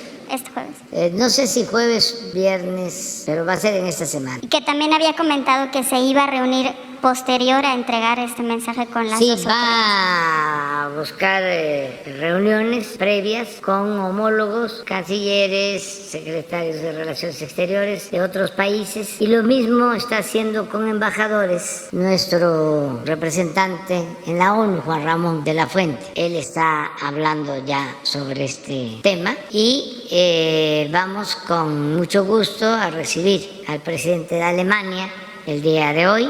Y vamos a tener una entrevista, una conversación y también vamos a tener una convivencia, va a haber una comida con empresarios alemanes que vienen acompañándolo y tienen interés en hablar con nosotros. No solo es lo de la guerra y los efectos, sino de las relaciones económicas, comerciales que existen entre México y Alemania y cómo consolidarlas, cómo fortalecer nuestras relaciones. Pero no tocarán el tema comercial, por ejemplo, los bloqueos internacionales, por ejemplo, con Rusia, porque Alemania fue uno de los promotores que fue que quitaran este comercio internacional. Nosotros lo que queremos es que se consiga la paz en todo lo que podamos ayudar con ese propósito y vamos a seguir manteniendo esa postura y vamos a dar a conocer nuestra revista si se trata el tema, porque lo que lleva al encuentro es el fortalecimiento de nuestras relaciones económicas comerciales. Y por eso vienen empresarios alemanes, y esto se inscribe en la situación que prevalece de que México es un país atractivo para la inversión extranjera. Desde hace mucho tiempo Alemania tiene inversiones en México, inversiones muy importantes, es un socio comercial importante de México, y queremos fortalecer esas relaciones, y son también relaciones de amistad con el pueblo alemán. Que esta es entiendo que esta es una posición del gobierno de México, aunque el presidente y algunos funcionarios visitarán el Senado de la República, y que se ha promovido también desde algunos grupos legislativos los bloqueos contra estas agencias rusas, y además como promover también que México se posicione ante este conflicto. Nosotros no estamos de acuerdo con la invasión, no estamos de acuerdo con las sanciones, no estamos de acuerdo con el envío de armas. Nosotros estamos a favor de la paz y consideramos que es indispensable el inicio de un diálogo para conseguir la paz. Indispensable porque es una guerra como todas, irracional, como todas las guerras. Produce mucho sufrimiento, pérdidas de vidas humanas, desplazados, refugiados, y además de eso, que es lo más preocupante, la pérdida de vidas humanas, que eso parece no tomarlo en cuenta quien está pensando en prolongar el conflicto y en estar enviando armas, o que no se haga nada por detener la confrontación. Si fuese poco todo eso, habría que agregar de que esa guerra desató la inflación mundial. Hablando sobre el tema de la inflación, presidente, hace unos días se dio a conocer de que el presidente ruso iba a distribuir miles de fertilizantes gratuitos a naciones, a países en desarrollo, pero la Unión Europea no ha podido desbloquear este envío de estos fertilizantes. Sí, es por eso conveniente el diálogo y hacer a un lado la propaganda. Y esto no es de buenos y malos. Aquí lo que se tiene que poner por delante es el interés de la gente, el sufrimiento de la gente. Una cosa son los intereses populares y otra cosa son los intereses de los pueblos. Y los pueblos no quieren guerra, y los pueblos no quieren sufrir por la guerra. Esto tiene que ver con las élites políticas, económicas, y con los aparatos de información mundial, pero no tiene que ver con los pueblos. A los pueblos esas decisiones populares nos perjudican. Además por lo del gas que habían comentado sobre el gas en Europa. Lo del gas y los alimentos básicos y la inflación, y más que nada el estar viviendo una guerra, el estar padeciendo una guerra. Es muy cómodo, ¿no? Estar dando órdenes, como la canción de Silvio, ¿no? Qué fácil es, cuando no te cae la bomba cerca del refrigerador. Qué fácil es la politización, ¿no? El debate arriba. Es muy irresponsable, y ya no estarnos regodeando con el sufrimiento de la gente y por la irresponsabilidad de las potencias hegemónicas y de los intereses bélicos. Todos deberíamos estar buscando la paz. Por cierto, me decían de que el Papa Francisco había planteado que era legal el uso de las armas, y no lo he encontrado así. Al contrario, él condena la guerra. Pues eso está en los evangelios. Incluso hay un cambio, si nos vamos a lo teológico. ¿En algún punto usted desearía hablar con el presidente ruso, hacer un llamado, muy aparte de lo que dé el mensaje en la ONU? No quiero yo jugar un papel protagónico. Nosotros estamos como gobierno haciendo una propuesta para ver si se acepta por el conducto más conveniente, que es la ONU, se va a hacer esta propuesta, porque suceda lo que suceda, se acepte o no se acepte, nunca es en vano luchar por la justicia y por la paz. Entonces, lo que estamos proponiendo es que se constituya un comité que lo integre el Papa Francisco, el primer ministro Modi de la India. ¿Por qué el ministro Modi de la India? Porque es de las autoridades, de los gobernantes del mundo con más respaldo por sus ciudadanos. En primer lugar, en aprobación mundial. Y el tercer participante en este comité que proponemos es el secretario general de Naciones Unidas. Entonces los tres podrían ayudar mucho hablando con los presidentes de Ucrania, de Rusia, para que cese el fuego, que se dialogue, que se llegue a un acuerdo y que además se busque una tregua, porque se da esta guerra después de la pandemia. Si de por sí la pandemia precipitó, profundizó la crisis económica, viene la guerra, complica más las cosas en el mundo, afecta a millones, si no es que a miles de millones de personas. Entonces, ¿cómo no hacer nada y lograr pues una tregua mínimo de 5 años para que todos los gobiernos del mundo se dediquen a atender los grandes y graves problemas económicos, de bienestar social, lo que tiene que ver con la producción de alimentos, lo que tiene que ver con la salud, la inflación, todo esto que nos está afectando? Entonces, ¿para qué seguir azuzando? ¿A quién le conviene la guerra? Entonces, el planteamiento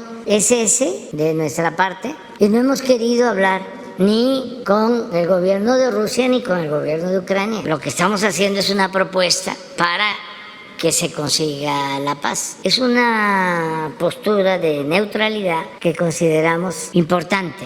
Y me gustaría preguntarle en el tema del canciller Marcelo Ebrard sobre las críticas de los medios británicos sobre las fotografías que se tomó pues ahora que fueron los... No, pero es otra cosa.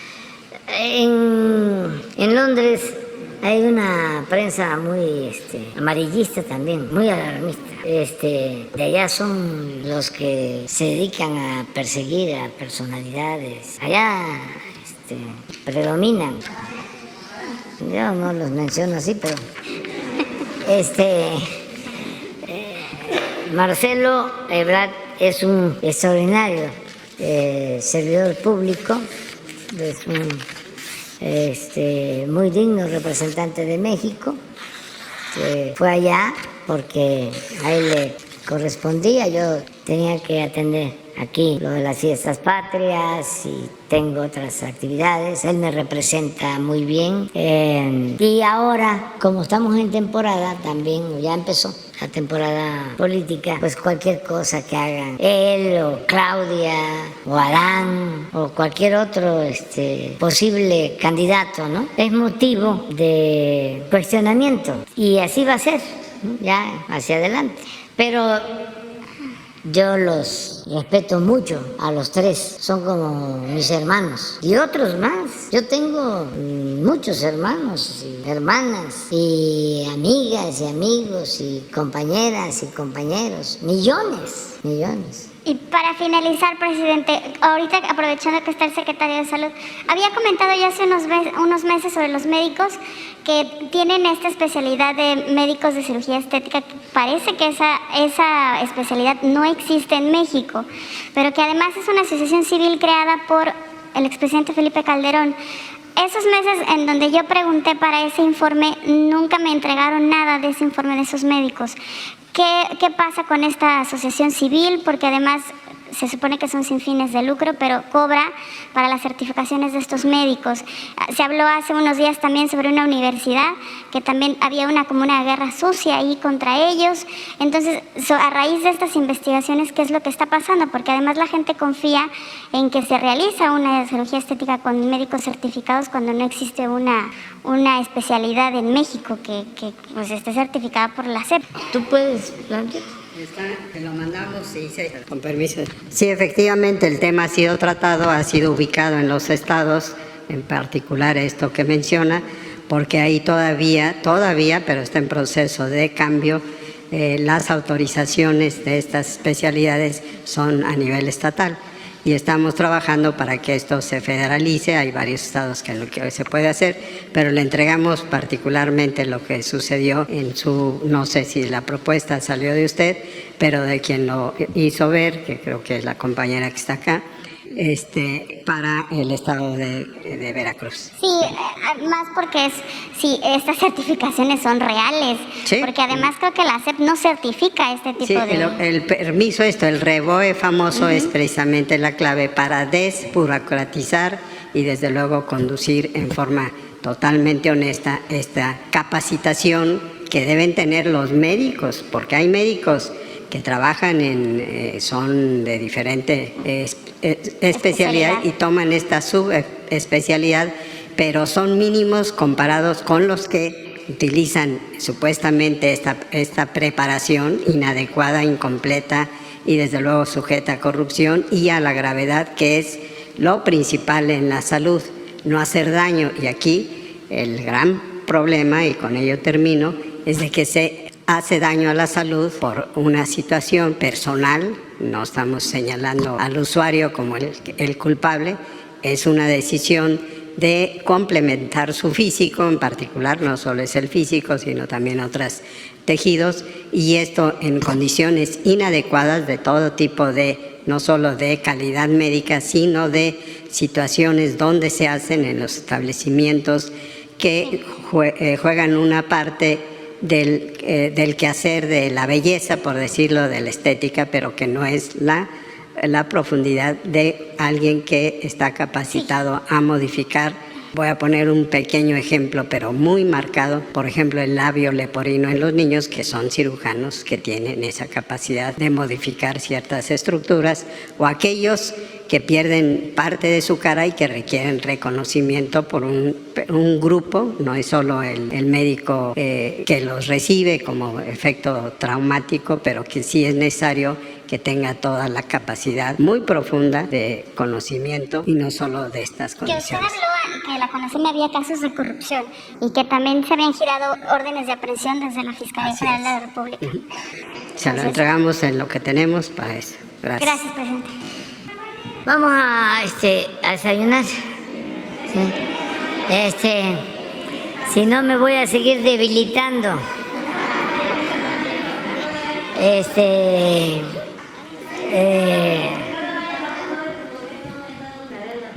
No, que es mentira.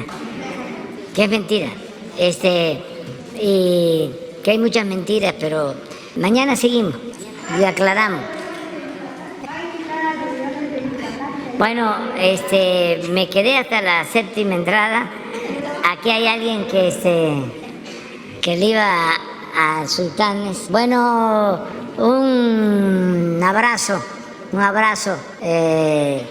a todos los jugadores, a los directivos, a los aficionados de los Leones de Yucatán. Un abrazo a los jugadores directivos, a Francisco González, mi amigo, a todos los aficionados de Monterrey, de Nuevo León, a los que iban a los Sultanes.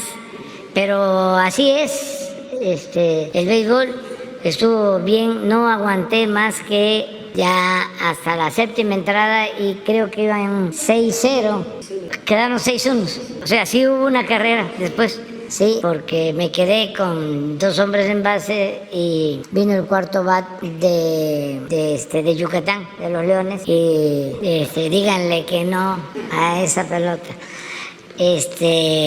Metió jonrón y ya no aguanté porque pues hay que levantarse temprano, pero pues me dio muchísimo gusto. Les cuento una anécdota sobre eso. Fui hace como 15 días, fuimos allá a la supervisión del Tren Maya y estaban jugando allá en Monterrey, Sultanes con Leones de Yucatán, y llevaban 2 perdidos los Leones, y me fue a ver el gerente, dueño, el directivo, porque saben que me gusta el béisbol. Fue a verme al hotel en la mañana y le dije, tómate una foto conmigo, le digo, les voy a traer suerte. Y se tomó la foto. Y luego nos fuimos a la supervisión del Tren Maya y estaba el gobernador Vila. Le digo también, tómate la foto porque les voy a traer suerte, les va a ir bien. Y fíjense lo que es el béisbol. Llegaron a Monterrey pues en una situación difícil porque ya iban 3 juegos ganados de Sultanes, 2 de Leones, y a jugar los últimos 2 en Monterrey. Y el domingo, que se pensaba que ya era la coronación del Sultanes, gana Yucatán. Y ayer estaban 3-3. Ya el último gana Yucatán. Así es el béisbol, ¿no? Y como todos los deportes, qué bien que se siga promoviendo el béisbol, el fútbol, el básquetbol, el atletismo, todos los deportes. Y no solo deportes profesionales o de alto rendimiento, sino todos tenemos que seguir haciendo ejercicios. Es medicina preventiva, nos hace muy bien. Hay que hacer un esfuerzo para caminar, para ejercitar el cuerpo. Además es una cuestión física, pero también mental. Ayuda mucho al fortalecimiento, yo decía, de lo racional y de lo espiritual, el deporte. Y bueno, pues felicidades. Tú estás contento, ¿no? Bueno. Es que él es de Yucatán, entonces es León.